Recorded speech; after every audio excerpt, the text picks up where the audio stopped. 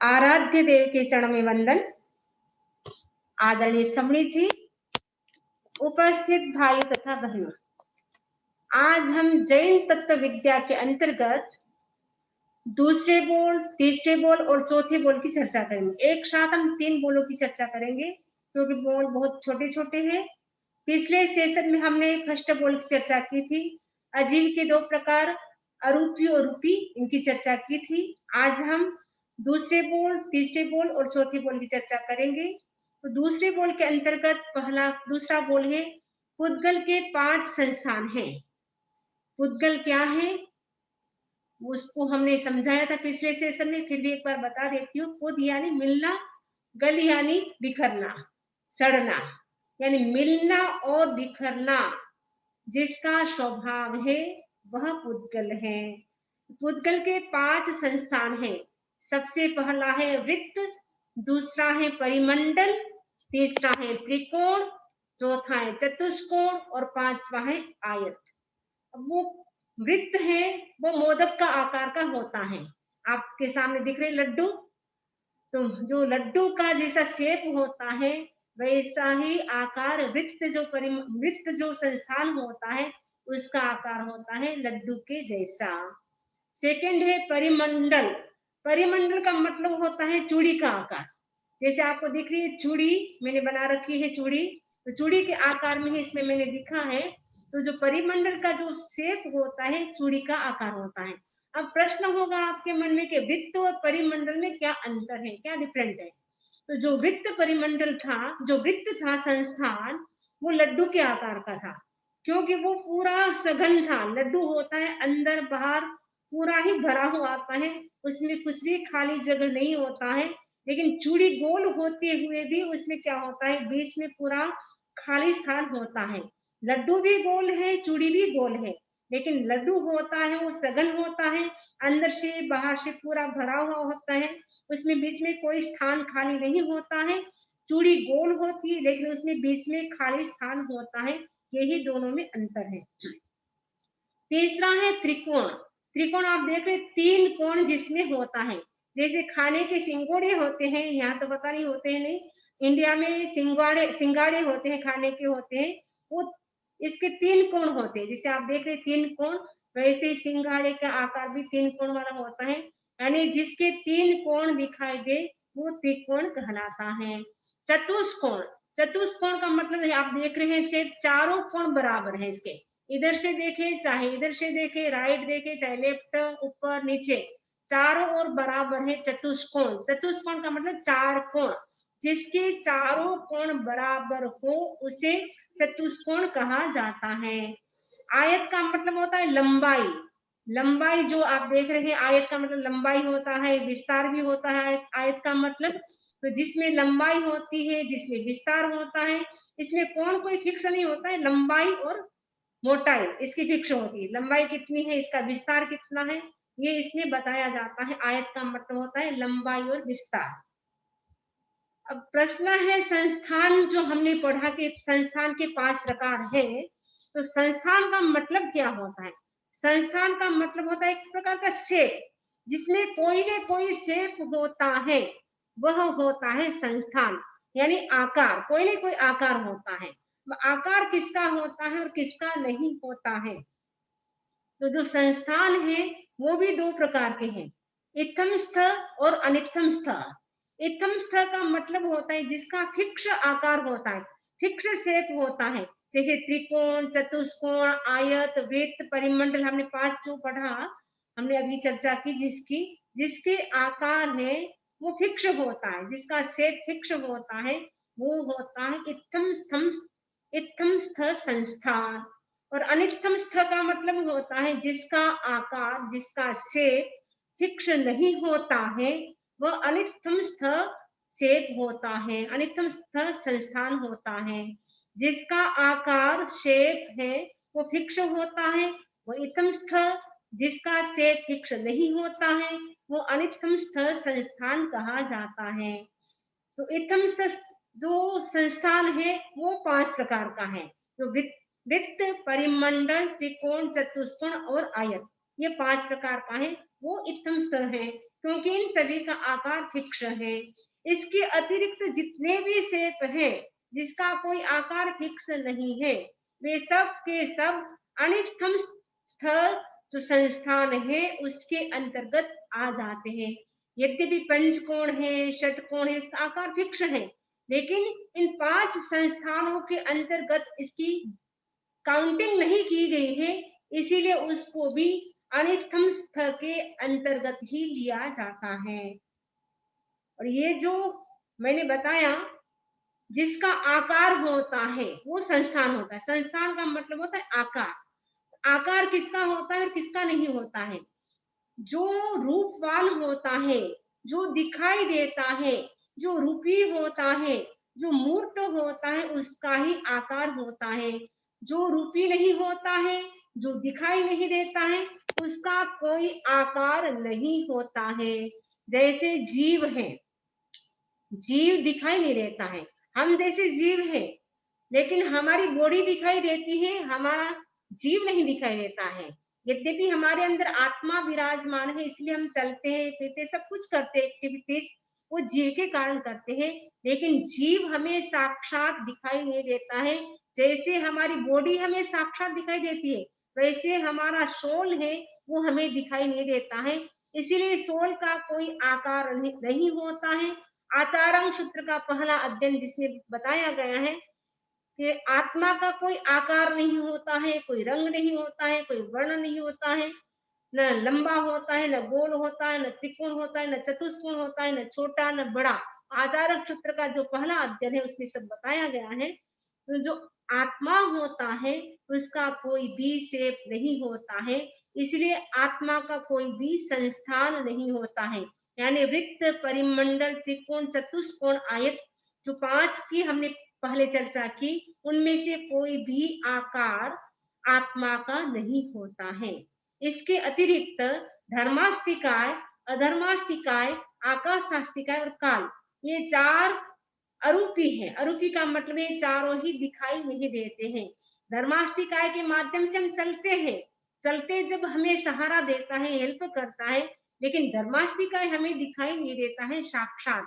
वैसे ही अधर्मास्तिकाय भी हमें दिखाई नहीं देता, यद्यपि हम स्थिर रहते हैं, आंखें बंद करते हैं, सोते हैं, उसमें हमें हेल्प करता है, लेकिन अधर्मास्तिकाय भी हमें दिखाई नहीं देता है। आकाशास्तिकाय हमें स्थान देता है, लेकिन आकाशास्तिकाय भी हमें दिखाई नहीं देता है। समय जो एनी टाइम हमारे पर वर्तन कर रहा है, समय के अनुसार ऋतुएं बदलती है, दिन रात होता है, सब कुछ होता है, लेकिन समय हमें साक्षात नहीं दिखाई देता है। इसलिए ये चारों को अरूपी कहा गया है। धर्मास्तिकाय, अधर्मास्तिकाय, आकाशास्तिकाय और काल, ये चारों ही अरूपी है, यानी इनका कोई रूप नहीं है। जिसका रूप होता है उसका ही शेप होता है, जिसका कोई रूप नहीं होता है उसका शेप भी नहीं होता है। इसीलिए धर्मास्तिकाय, अधर्मास्तिकाय, आकाशास्तिकाय और काल, इन चारों के कोई शेप नहीं होता है, अर्थात इन चारों के कोई संस्थान नहीं होता है। वृत्त, परिमंडल, त्रिकोण, चतुष्कोण, आयत, इनमें से कोई भी संस्थान इनमें नहीं पाया जाता है। अब बचा कौन? एक पुद्गलास्तिकाय बचा। तो पुद्गलास्तिकाय है वो रूपी है। क्यों? क्योंकि वो हमें दिखाई देता है। जो भी पुद्गल है, जो भी मटेरियल है, वो सब हमें दिखाई देता है, इसीलिए इनका शेप होता है। ये जो मैंने 5 शेप की जो चर्चा की, मैंने मतलब है जैन तत्व विद्या के अंतर्गत जो 5 शेप की चर्चा आई, 5 संस्थान की चर्चा आई, वो पुद्गलास्तिकाय की है। पुद्गलास्तिकाय के 5 संस्थान है, बाकी किसी के 5 संस्थान नहीं है। तो ये हमारा जो दूसरा बोल था 5 संस्थान, इनकी चर्चा हमारी पूरी हो गई। वृत्त, परिमंडल, त्रिकोण, चतुष्कोण, आयत।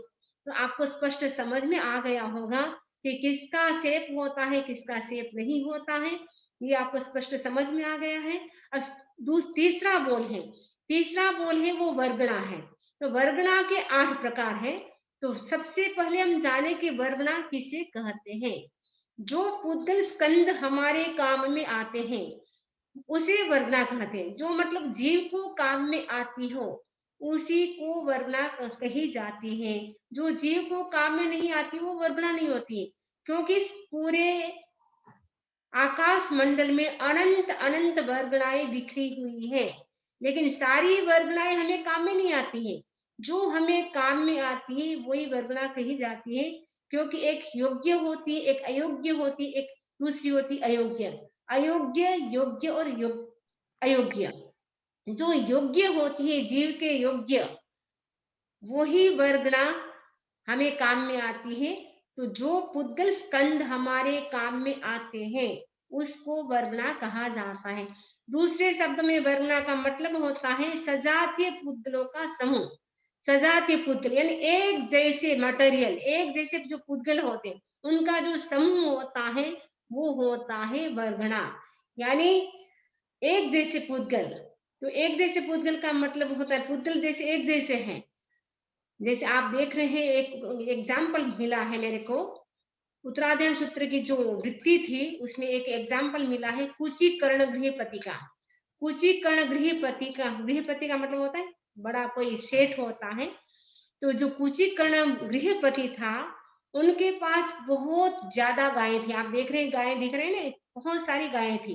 तो उन्होंने गायों की सार संभाल करने के लिए जो मिल्क मैन होते हैं, ग्वाले होते हैं, उनकी नियुक्ति की।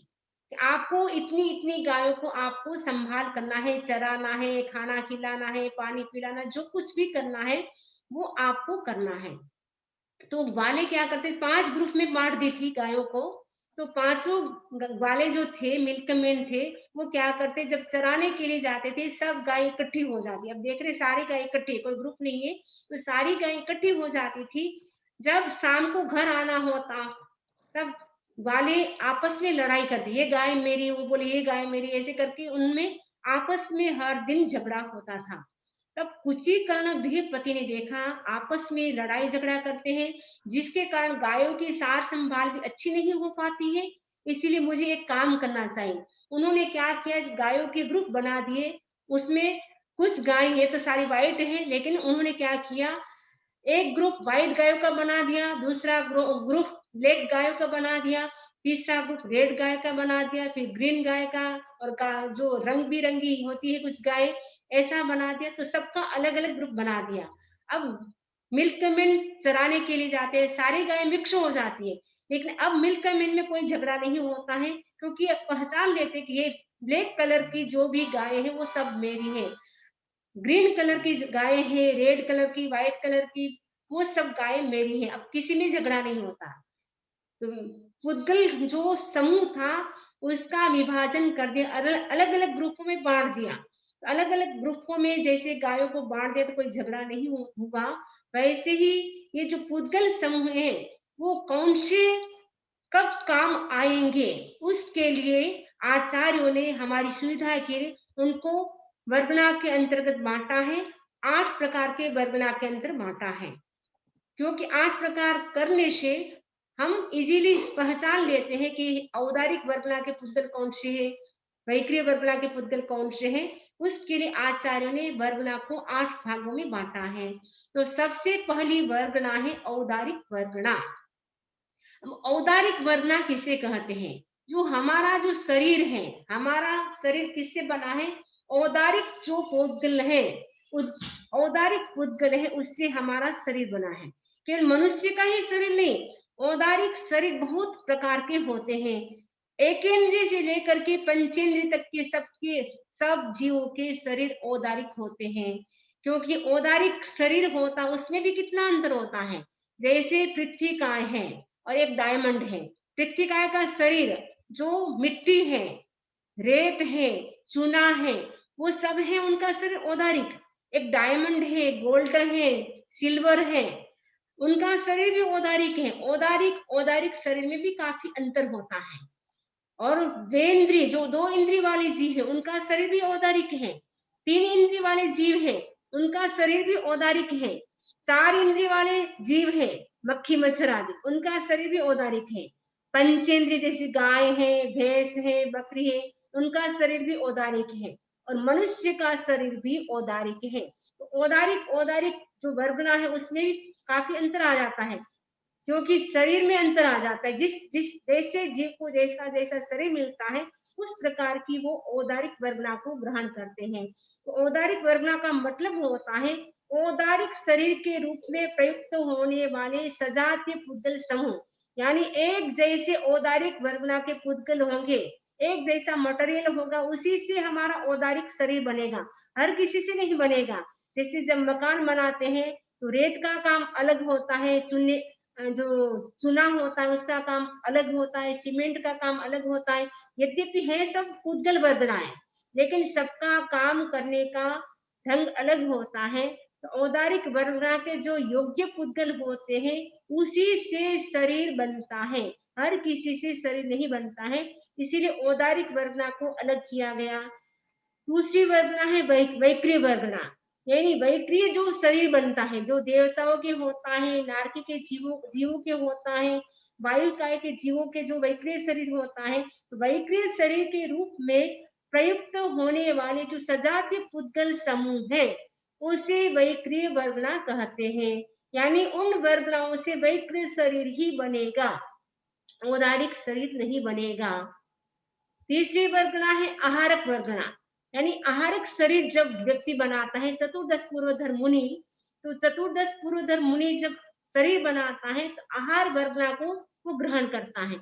आहारक शरीर के रूप में प्रयुक्त होने वाले सजातीय पुद्गल समूह, यानी एक जैसा मटेरियल जिसमें होता है वह होता है आहारक शरीर के रूप में प्रयुक्त होने वाले सजातीय पुद्गल समूह, आहारक वर्गना वाले कहलाते हैं। आहारक वर्गना कोई पूछे आपको किसे कहते हैं? आहारक शरीर के रूप में प्रयुक्त होने वाले सजातीय पुद्गल समूह है, उसे आहारक वर्गना कहा जाता है। तेजस वर्गना का मतलब होता है तेजस शरीर के रूप में प्रयुक्त होने वाले सजातीय पुद्गल समूह, उसका नाम है तेजस वर्गना। तो जो भी तेजस से संबंधित, यानी अग्नि जो होती है, जो प्रकाश होता है, जो लाइट होती है, उसमें से क्या निकलता है? तेज निकलता है। तो उस रूप में जो प्रयुक्त होने वाले एक जैसे मटेरियल है, पुद्गल है, वो होता है, उसे तेजस वर्गना कहा जाता है। कार्बन वर्गना, कार्बन वर्गना किसे कहते हैं? कार्बन शरीर के रूप में प्रयुक्त होने वाले सजातीय पुद्गल समूह, उसको कार्बन वर्गना कहते हैं। उनमें सबसे सूक्ष्म अगर कोई वर्गना है तो कार्बन वर्गना है, क्योंकि कार्बन शरीर सूक्ष्म होता है, हमें दिखाई नहीं देता है। तो कार्बन वर्गना के पुद्गल सबसे ज्यादा सूक्ष्म होता है, और सबसे स्थूल पुद्गल होते हैं औदारिक वर्गना के, क्योंकि औदारिक वर्गना के जो पुद्गल है वो हमें दिखाई देता है, क्योंकि शरीर हमें दिखाई देता है, चाहे एक इंद्रिय का शरीर हो, चाहे दो इंद्रिय वाला, तीन इंद्रिय वाला, चार इंद्रिय वाला, पांच इंद्रिय वाला, जो भी औदारिक शरीर से बना हुआ शरीर है, औदारिक वर्गना से जो भी शरीर बना हुआ है वो हमें दिखाई देता है, क्योंकि औदारिक वर्गना के पुद्गल सबसे ज्यादा स्थूल होते हैं, अंदर से सघन नहीं होते लेकिन स्थूल होते, यानी हमें दिखाई देता है। उससे कम सूक्ष्म होते हैं, यानी औदारिक वर्गना के स्थूल होते हैं। तो वैक्री वर्गना होती है उससे थोड़ा, वो वैक्री वर्गना के पुद्गल थोड़े सूक्ष्म होते औदारिक की अपेक्षा, और उसकी अपेक्षा वो फिर तेजस के सूक्ष्म हो जाएंगे, लेकिन कार्बन के सबसे ज्यादा सूक्ष्म होता है, वो हमें दिखाई नहीं देता है। मनोवर्गना, मन रूप में प्रयुक्त होने वाले सजातीय पुद्गल समूह, जो भी हम मन से चिंतन करते हैं, आप सबसे पहले क्या करते हैं? मनोवर्गना के योग्य पुतलों को खींचते हैं, ग्रहण करते हैं, एक्सेप्ट करते हैं, उसके बाद ही आप थिंक कर सकते हैं, सोच सकते हैं, नेगेटिव पॉजिटिव जो भी सोचते हैं, क्योंकि हमारे आसपास में इतनी सारी वर्गनाएं हैं। आप जैसा सोचते हैं, अगर अच्छा सोचते हैं अच्छी वर्गना को ग्रहण करते हैं, अगर आप बुरा सोचते हैं, नेगेटिव सोचते हैं, आप बुरी वर्गनाओं को ग्रहण करते हैं, क्योंकि हमारे अंदर अच्छाई बुराई सब है। मेलाटोनिन, सेरोटोनिन और एंडोर्फिन नाम के जो स्राव होते हैं, एंडोर्फिन नाम का स्राव जब आप एकदम अच्छी वर्गना को ग्रहण करेंगे तो आपके अंदर एंडोर्फिन नाम का जो स्राव उत्पन्न होगा, और आपका दिन पूरा अच्छा बीतता है, आपके अंदर अंदर शांति है, आनंद है। इसका मतलब है आप जो सेरोटोनिन, जो मेलाटोनिन जो स्राव होते हैं उनको ग्रहण करते हैं, वो स्राव हमें 4 बजे के समय ही मिलता है। तो 4 बजे ब्रह्म मुहूर्त में जब उठते हैं तब हमें ये 2 प्रकार के स्राव मिलते हैं, सेरोटोनिन और मेलाटोनिन, जिस के आधार से जो हम उसको ग्रहण कर लेते हैं सुबह-सुबह, तो जिससे हमारा पूरा दिन अच्छा बीतता है। इसीलिए ब्रह्म मुहूर्त में उठने का महत्व है। आजकल लोग लेट उठते हैं और लेट सोते हैं। इसीलिए हमें टाइम पर सोना चाहिए, टाइम पर उठना चाहिए, ताकि हम अच्छे पुद्गलों को, अच्छे श्राव को हम ग्रहण कर सकें। तो मनोवरना में क्या होता है, जो भी हम सोचते हैं, वो सारा हम कैसे सोच सकते हैं? जब मनोवरना के पुद्गलों को ग्रहण करते हैं, तभी हम सोच सकते हैं। यदि हम मनोवरना के पुद्गलों को ग्रहण ना करें, तो हम सोच नहीं सकते हैं। वैसे ही वचन का मतलब भाषा। भाषा हम बोलते हैं, जो भी हम बोलते हैं, सबसे पहले मैं जो भी अभी बोल रही हूँ, तो भाषा वर्णा के पुद्गल को ग्रहण करके बोल रही हूँ। अगर भाषा वर्णा के पुद्गल को मैं ग्रहण नहीं करती, तो मैं बोल भी नहीं पाती। आप कहेंगे कि आप ग्रहण कर रहे हैं, हमें तो दिखाई तो नहीं देता है, क्योंकि वो इतने सूक्ष्म वर्णा होती है, हमें दिखाई नहीं देती है। वो वर्णा इतनी वचन भाषा वर्णा के पुद्गल, मनोवर्णा के पुद्गल इतने सूक्ष्म होते हैं, हम ग्रहण करते हैं। हम ग्रहण करते, हम खुद भी नहीं जान पा रहे कि मैं ग्रहण कर रही हूँ। मेरे को लगता है मैं अपने आप बोल रही हूँ। ऐसा नहीं होता है, इतने सूक्ष्म होते हैं, तो जिससे हमें दिखाई नहीं देता है। तो ये जो भी वचन से संबंधित, भाषा से संबंधित जो भी हम पुद्गलों को ग्रहण करते हैं, उसे वचन वर्गना यानी भाषा वर्गना कहा जाता है। भाषा वर्गना के पुद्गल जितना हम ज्यादा बोलेंगे, भाषा वर्गना के पुद्गल जल्दी खत्म हो जाएंगे।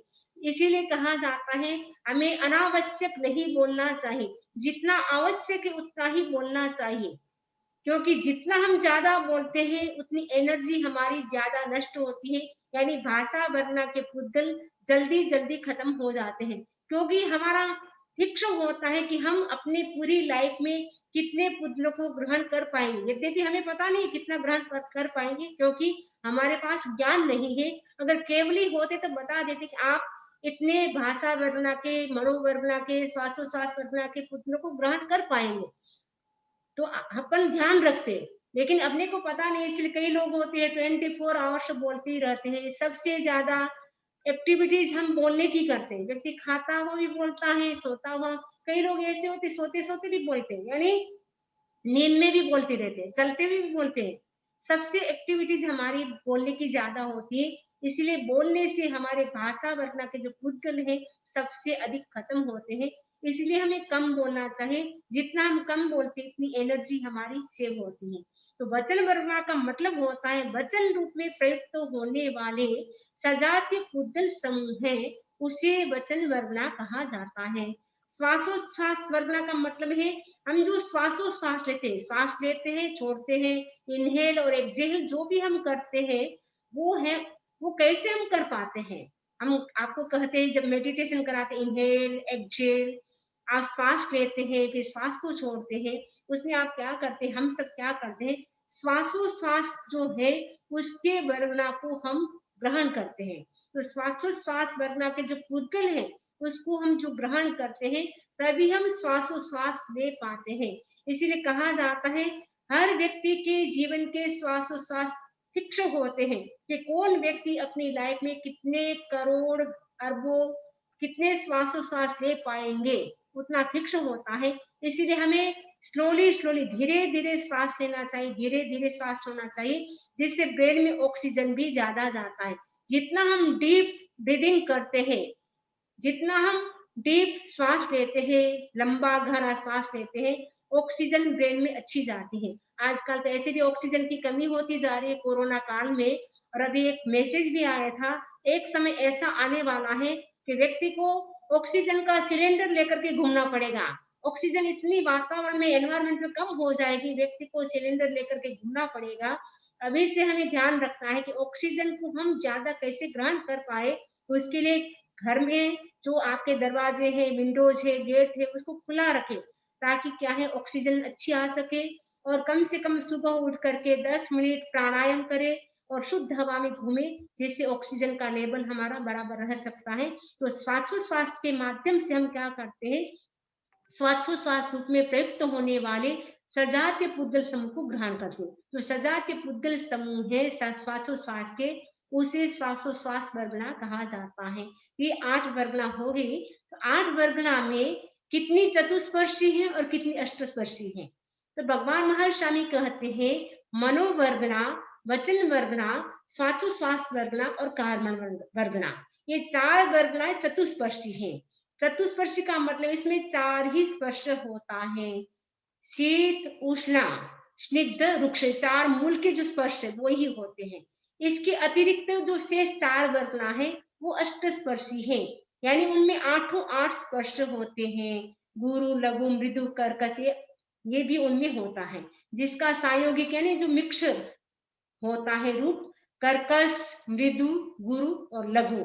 ये 8 स्पर्श, शीत, उष्ण, स्निग्ध, रुक्ष, कर्कश, मृदु, गुरु, लघु, ये 8 स्पर्श होते हैं। 8 स्पर्श किसमें होता है? औदारिक, वैक्रिय, आहारक, तेजस, ठीक है ना। ये 4 वर्गना है, शेष 4 वर्गना इनके अतिरिक्त उनमें 8 स्पर्श होता है। मनोवर्गना, वचन वर्गना और श्वासोश्वास वर्गना, कार्बन वर्गना। ये बहुत ही इनके जो वर्गना होती है, पुद्गल होते हैं, वर्गना के सूक्ष्म होते हैं, इसलिए वो हमें दिखाई नहीं देता है। इसलिए इसमें 4 स्पर्श जिसमें होता है वो हमें आंखों से दिखाई नहीं देता है, और वो 8 स्पर्श जिसमें होता है वो हमें दिखाई देता है। औदारिक वर्गना के पुद्गल हमें दिखाई देता है, क्योंकि औदारिक शरीर हमें दिखाई देता है। जो भी औदारिक शरीर जिसके भी है, चाहे कीड़े हैं, मकोड़े हैं, सबके औदारिक शरीर है। मनुष्य के भी है, गायों के, भैंस के, जो भी एक इंद्रिय से लेकर के पंचेंद्रिय जीव हैं, जिनका भी औदारिक शरीर है वो हमें दिखाई देता है। इसलिए औदारिक वर्गना के 8 स्पर्श होता है। वैसे ही वैकृत शरीर भी हमें दिखाई देता है। सपोज यहाँ देवता आ जाए तो हम उनके शरीर को देख सकते हैं। तो इसीलिए वैक्रिय वर्गना के पुद्गल भी अष्टस्पर्शी होते हैं। और आहारक वर्गना, आहारक शरीर भी जो पुतला होता है वो भी दिखाई देता है। आहारक शरीर से चतुर्दश पूर्वोदर मुनि होते पुतला निकलते हैं, वो पुतला भी हमें दिखाई देता है। आहारक शरीर के जो पुद्गल होते हैं वो भी दिखाई देते हैं, इसलिए वो भी अष्टस्पर्शी होते हैं। और औदारिक, वैक्रिय, आहारक और तेजस, तेजस का मतलब होता है प्रकाश, जैसे लाइट है, अग्नि है, उनका जो प्रकाश होता है वो हमें दिखाई देता है, इसलिए वो भी अष्टस्पर्शी होता है। अब आपको शायद क्लियर हो गया। उसके अतिरिक्त जो चौथा बोल है, चौथे बोल में पुद्गल के लक्षण की चर्चा की गई है। तो पुद्गल के 4 लक्षण हैं। तो 4 लक्षण कौन से हैं? वर्ण, गंध, रस और स्पर्श। जिसमें वर्ण, गंध, रस और स्पर्श होता है उसे पुद्गल कहा जाता है। पुद्गल की ये पहचान है। हमें कैसे पता चले कि ये पुद्गल है, पुद्गल नहीं? पुद्गल का मतलब मटेरियल, जो भी मटेरियल होगा उसका कोई न कोई वर्ण का मतलब कलर होगा। सपोज टेबल है तो टेबल का या तो ब्लैक कलर होगा, व्हाइट, कोई भी कलर होगा, एक कलर अवश्य होगा। उसकी कोई न कोई स्मेल भी होगी, या तो अच्छी होगी, बुरी होगी, उसका टेस्ट भी होगा, कोई न कोई होगा, और उसको हम टच भी कर सकते हैं, ठीक है ना। तो मटेरियल जो भी होता है, पुद्गल जो भी होता है, उसमें यह 4 लक्षण पाए जाते हैं, वर्ण, गंध, रस और स्पर्श। जिसमें वर्ण, गंध, रस और स्पर्श ये 4 लक्षण पाए जाते हैं, वे ही पुद्गल होते हैं। तो यह हमने संक्षेप में 3 बोलों की चर्चा की। पहले बोल में हमने चर्चा किसकी की थी? संस्थान की चर्चा की थी, 5 प्रकार के संस्थान की, वृत्त, परिमंडल, त्रिकोण, चतुष्कोण और आयत की चर्चा की थी। फिर संस्थान का क्या डेफिनेशन है, संस्थान के क्या प्रकार है, संस्थान के 2 प्रकार बताए थे, इत्थम स्थ, अनित्थम स्थ, उसका मतलब क्या होता है वो भी हमने चर्चा की थी। उसके बाद हमने तीसरे बोल में वर्गना की चर्चा की। वर्गना किसे कहते हैं, वर्गना के कितने प्रकार हैं, और कौन सी वर्गना चतुस्पर्शी है, कौन सी वर्गना अष्टस्पर्शी है, उसकी चर्चा की। और चौथे बोल में हमने पुद्गल के लक्षण, बस छोटा सा बोल है, इसमें कुछ भी नहीं है। पुद्गल के 4 लक्षण हैं, वर्ण, गंध, रस और स्पर्श। जिसमें वर्ण, गंध, रस, स्पर्श होता है वो पुद्गल होता है। इसी आशा के साथ ओम अरहम, ओम अरहम। श्रमणी जी, वंदा में अब वो 4 और 8 वो फिर से एक बार बता दो ना, वर्गना में। वंदा में इंग्लिश में भी